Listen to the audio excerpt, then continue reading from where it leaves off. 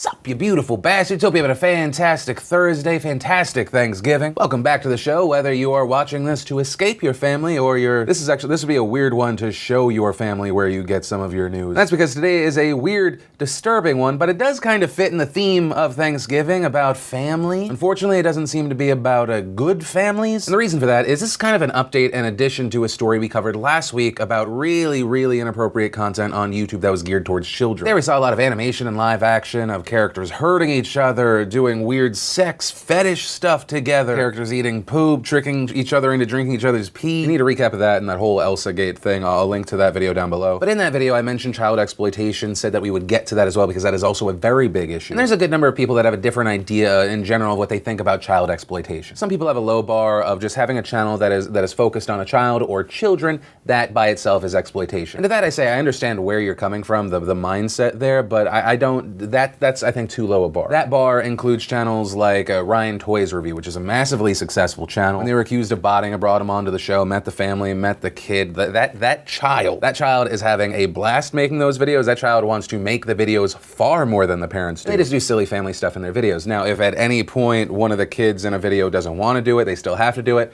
boom, that's exploitation. You could argue that's abuse. At that point, you're essentially forcing a child to work. The reason I mention that kind of channel that's geared towards children is because what we're about to compare it to is, oh my God, channels we saw on YouTube like Toy Freak. 8 million plus subscribers, millions and millions of views on tons of videos. And the videos included things like the father terrifying the daughters, filming them while they were in the bathtub and shower, have them spit up food or force feed them or have them pretend to be babies. There's one video where it looks like the girl peed, or they just try and make it look like the girl peed on herself. Why would you embrace a pee fetish video with your family? Like, I've seen the reports that he's done interviews and he said, you know, he was trying to follow trends. That's your family. How could you put a video out of one of your daughters peeing on the other? Even if you just insinuate it and show the wet spot on one of your children after. Who does that? How do you think this is going to affect them mentally? And I'm so tired of parents that do this and they're like, the kid says it's okay. You're the parent. You're putting your child, a minor, in a position where they're incentivized to go along with whatever you say. That's why I say I understand where people come from, where even if a channel is just focused on a child, they think it's messed up. For videos like this or the Daddy of Five situation we've talked about in the past, it's like, come on. When you find a lot of these inappropriate videos, it does feel like many of them are just copying one another. They're doing the same thing, but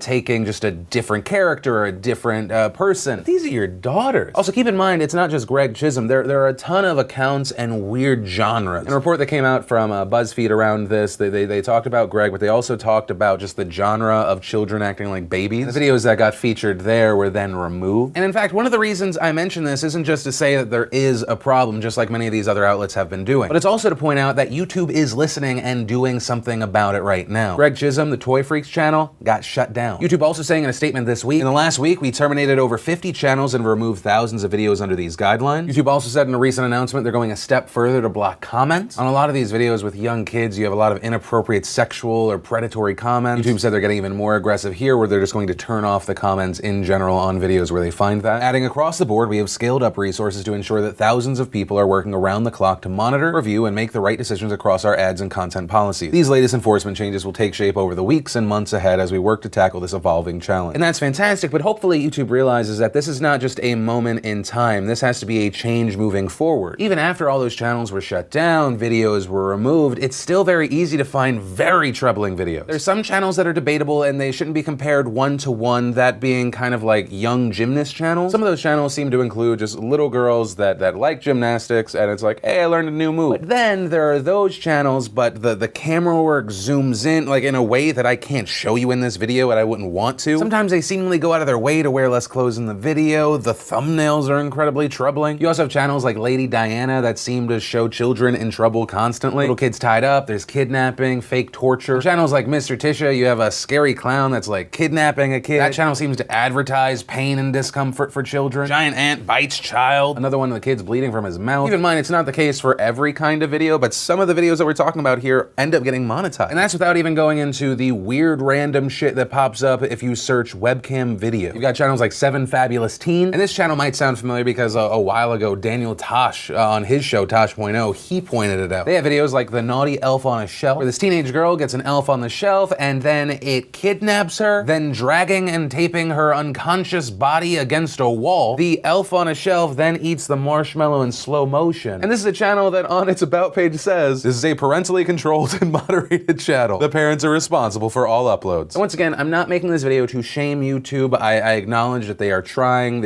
a lot more than it seems they have for a while. So I'm making a video on this for a few reasons. One, to acknowledge that YouTube is trying and they will need to continue to try moving forward. This is not a moment in time. You are just playing a ton of catch up. They are currently trying to do something, so I want to give them props for that because it's very easy to complain. I also want to acknowledge good change. The second is to showcase more channels and to remind friends and family of children, kids can still come across things like this. YouTube can try, and I think they will try their best to stop stuff like this because it is in their best interest. You have channels like Rainbow Rhymes. They have a 25-minute video, and beautifully in the middle of this video that seems to be for babies, a plane crashes, killing all of Purple Bear's friends.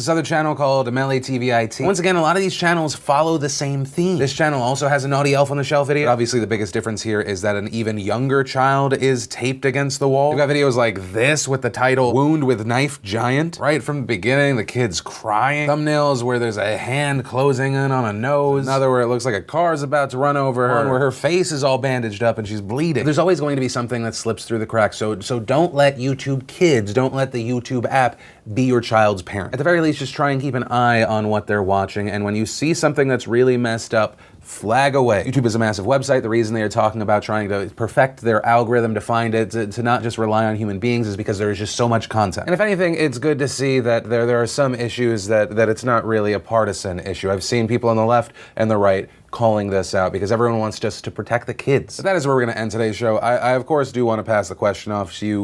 With these stories coming out, does it make you concerned about YouTube Kids? Do you feel like it falls more on YouTube or the parents? Just in general, I'd love to know your thoughts on this story. And remember, if you liked this video, you like what I try and do on this channel, hit that like button. If you're new here, hit that subscribe button. Also, if you missed the last Philip DeFranco show, you want to catch up, click or tap right there to watch that. Or if you want to see the newest behind the scenes vlog, click or tap right there to watch that. But that said, of course, as always, my name's Philip DeFranco. You've just been filled in. I love yo faces, and I'll see you next time.